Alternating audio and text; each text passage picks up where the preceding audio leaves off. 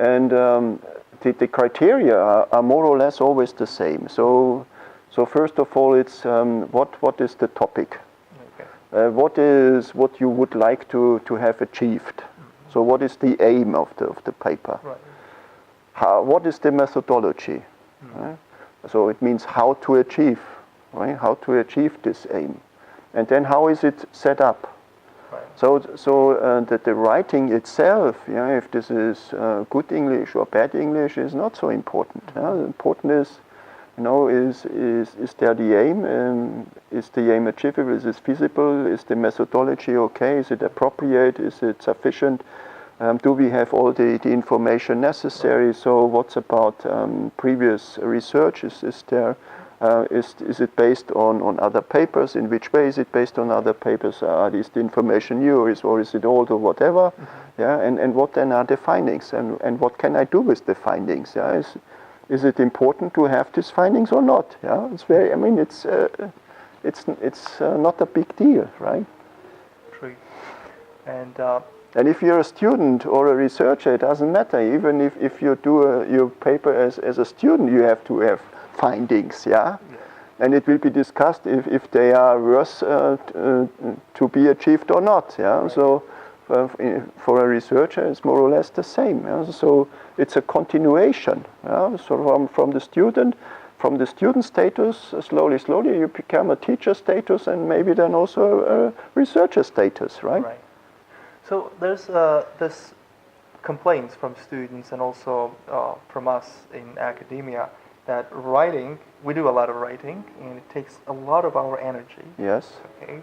So how do you take care of yourself to get enough energy for writing, or to sustain your energy for writing over a long time? Oh, difficult questions.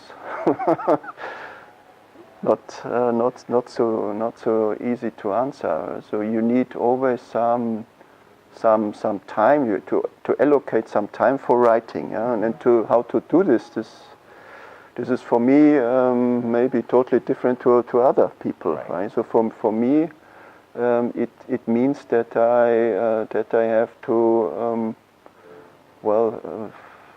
to say, well, I'm not listening to music, I'm not watching films, I'm not going to theater, whatever. So that I have enough time to do that. Right. Yeah. But you need always a work-life balance, yeah. And this also is something about work-life balance. Maybe your wife one day will say, "No, come on, yeah. Why are you always doing this work, yeah?" So the same is why are you always going to business, and why are you coming home so late, yeah? So. And then you need to answer, right. Right? So if you're living alone, it's much more easy right. than if you live with a family, and if you have dependents, if you have little children, it's almost impossible, right? Right. Okay. And I don't know if you have seen any of the written pieces by ATA students. Maybe what the question is. Up to now. Despite my teaching Greek philosophy, I have no experience with students, so I don't know how good they are in writing. Uh-huh. So, and another question was about your recommendation to ATA students, your advice, and would you have any advice to ATA students regarding writing? Regarding writing. Well, so get started, I would say, yeah. Uh-huh. So get started and learn how to do it, and the rest is more or less coming from itself, yeah. Right. And the most important thing is to get into the business, yeah, and then not be ashamed if there is a mistake or whatever. It doesn't matter, yeah. So go along. Yeah? Okay. So I remember, yeah, when I was a student, mostly. First of all, I have to say at school I was not very good. Yeah, so I failed twice the class. Yeah, so I had to redo it. So don't worry about that. Yeah. When I studied at the university, I was mostly very successful, but not always. Yeah, sometimes I also failed in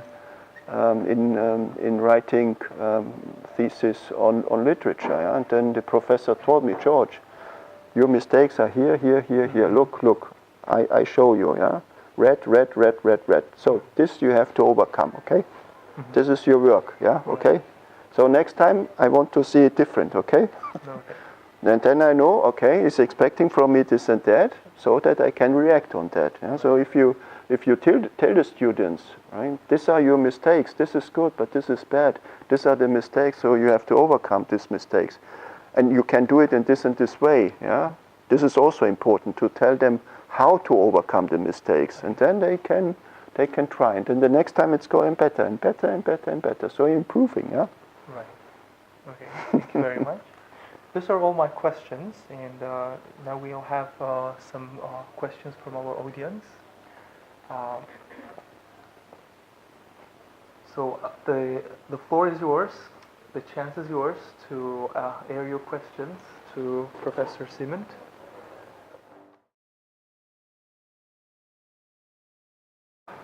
First of all, you should know here at the university, Blackboard will be implemented, and Blackboard is a software system, yeah?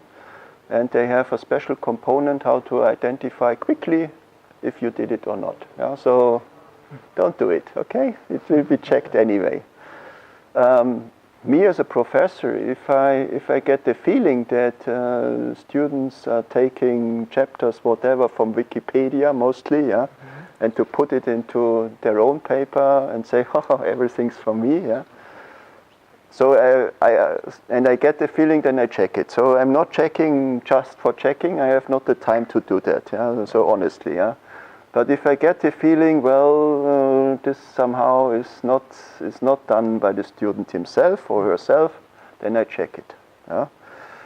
And in order to avoid this from the perspective of the teacher, the best is to give them tasks so that they cannot just simply copy paste. Yeah? Right.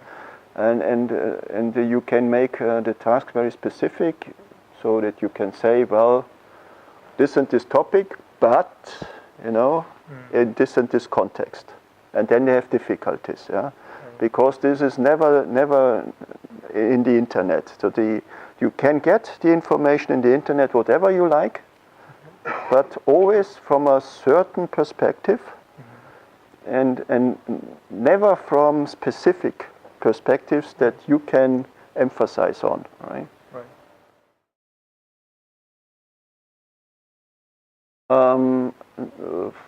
To get better motivated to read all these papers, I'm afraid there is no way. So you have to overcome it quickly. Yeah. In order to overcome quickly, you have to see the important points. Yeah.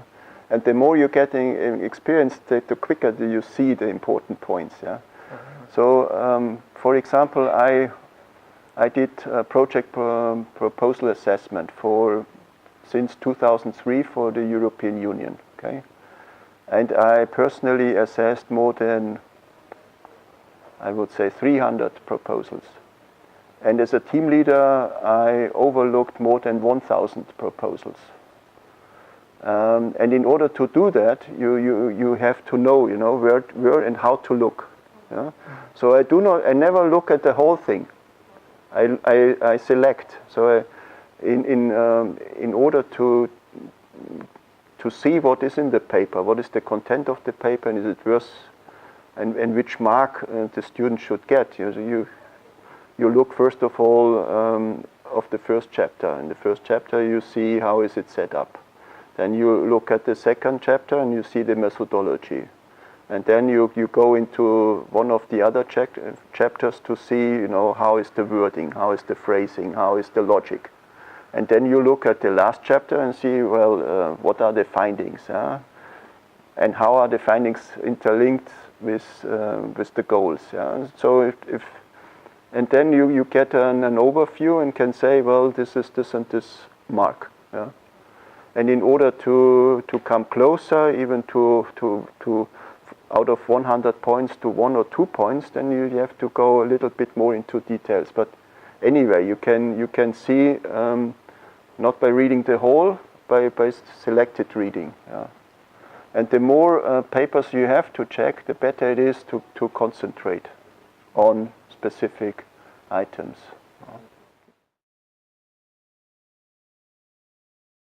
Depends on the subject. Yeah? So you should be familiar with the subject.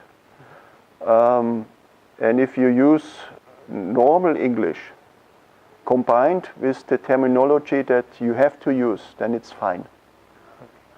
So you must not write very advanced. Yeah? No one expecting that. Yeah?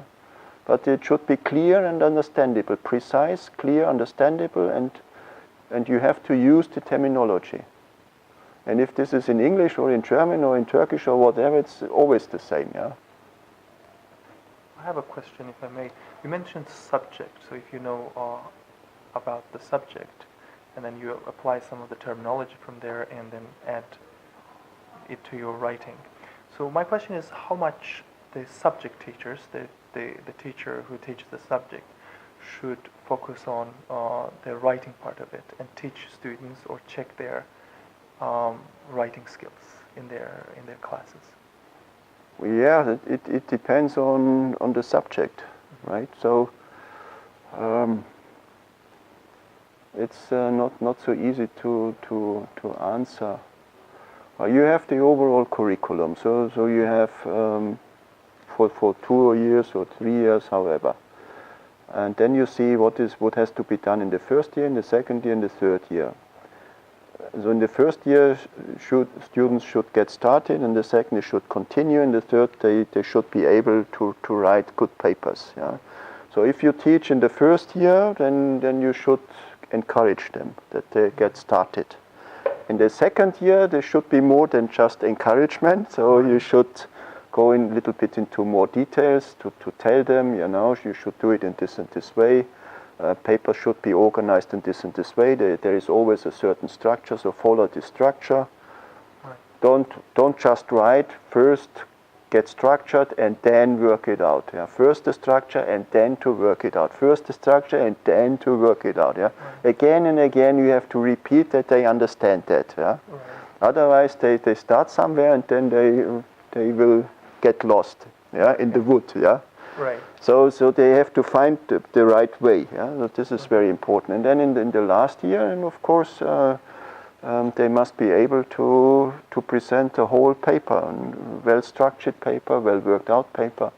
And then you have to go more into details. So it depends if you are teaching first year or second year or third year, whatever. Yeah. Right.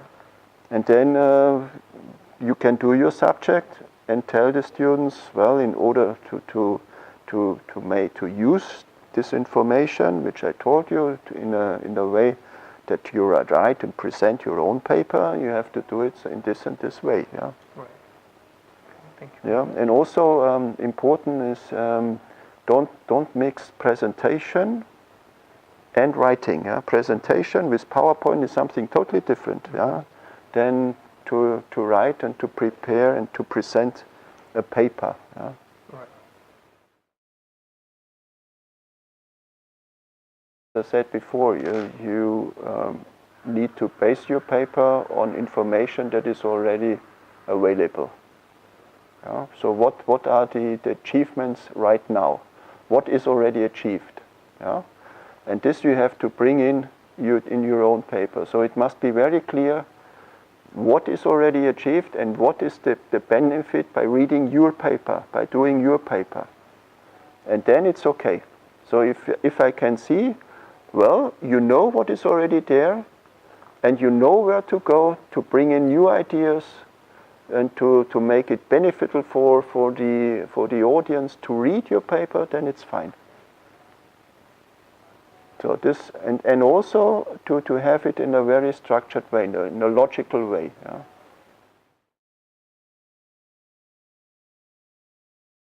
Mostly you are asked to present an abstract, right? And then it's easy. So I have to do the abstract. The abstract is flowing. Yeah? And then I restart and rethink. Is the logic correct? what will happen when I do the first part, how will it be interlinked with the second and so on. Yeah? And I do very often the same mistakes as I tell the students. I get started and get lost. Yeah? And in order to avoid that, you need a certain structure. So when I was writing my doctoral thesis, my professor told me, George, forget it, yeah. This is shitty what you did, yeah. Now, go home, and in 2 weeks you're coming back, and in 2 weeks I want to have a structure, yeah. I want to have the structure of the book. Before I don't see the structure of the book, don't come and waste my time anymore, okay? So go home and do your homework. And so I was thinking and thinking of the structure, yeah, and out of a sudden I had it, yeah, I said, this is the structure. And then I followed this structure chapter by chapter and worked it out chapter by chapter, and so I got my thesis done, yeah. Because the structure was very well improved before I started to write down. Yeah. So sort of break it into smaller pieces. Exactly, yeah. And I never did more than one chapter, never. So when I did one chapter, holiday. Finiti for the day, yeah, holiday. The rest of the day was holiday. Sometimes I finished the chapter after 1 hour. And sometimes I worked on the shitty chapter the whole day, yeah. But when it finished, it finished. And then I said, well, George, well done, so let's go for dinner, no? Or let's have a beer, yeah? So, and then see what will happen tomorrow, okay? We thank you very much for Welcome. taking the time to answer our questions. It was very valuable for us. Okay. Inshallah, let's see. Yes. And it was a great pleasure for me personally to hear your views on writing. And we had some questions from our writing instructors. I hope that it will be also equally helpful for the writing instructors to guide our students in terms of writing. Thanks a lot. Okay. And thank you very much for coming, and I hope that you found answers to your questions. And we will see you again for a new series of how I write, soon to be shared by email. Thanks very much. Thank you, Professor.